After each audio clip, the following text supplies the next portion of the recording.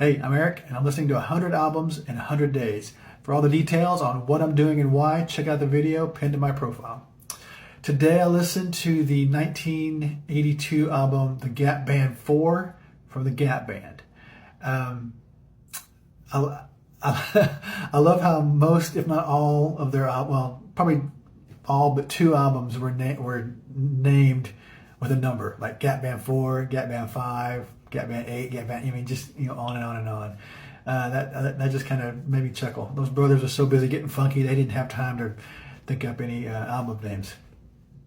I picked the Gap Band for this list because they are Tulsa boys.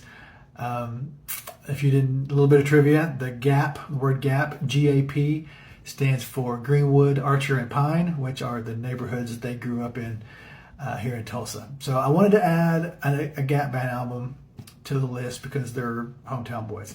I knew Gap Band songs. I knew probably maybe 5 or 6 off the top of my head, but I didn't know which album to listen to, so I just picked one out at random. So I picked out number 4.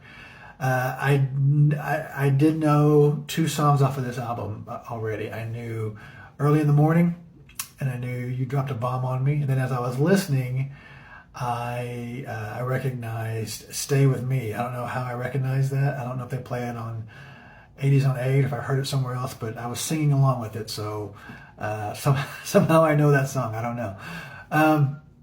Other than those 3 songs, there just was not a whole lot that jumped out at me and really just, made me want to listen some more.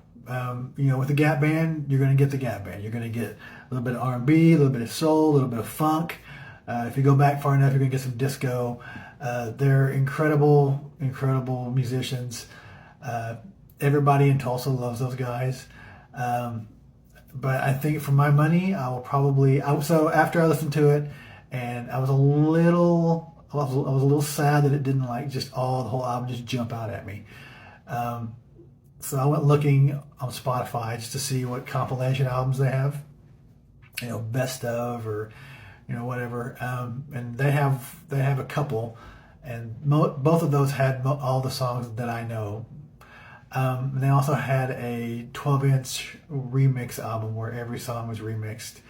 And those are pretty good. Those were I actually listened to that earlier today when I was mowing the lawn, and I was kind of dancing while I was doing that. So that one is good. But I just didn't. I was just I don't know why I was so hopeful. I guess just because they're hometown boys. But just nothing else really jumped out at me off of this album. I think I'll probably just stick to the 5 or 6 songs that I know, which are all good songs. I mean, there's not one single one of them that doesn't make you want to, dance or, move around.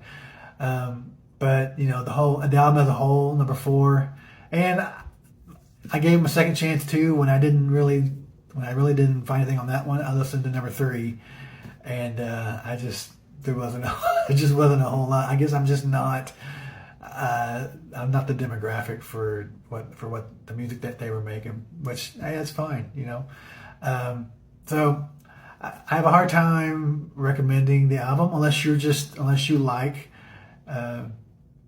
funk and R&B and that kind of stuff. I mean, they can get down just on certain songs apparently.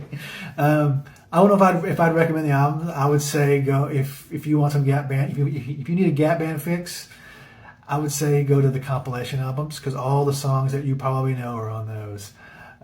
So if you're a Gap Band fan, let me know what you think or which album of theirs is your favorite. If it's not 4, if there's another album you think I should listen to, let me know what that is. Because I would dearly love to listen to a Gap Band album and just be elated over the whole thing. But yeah, if you're a Gap Band fan, let me know. If you've heard this album or if you're just any album at all and you have thoughts about the Gap Band, let me hear them.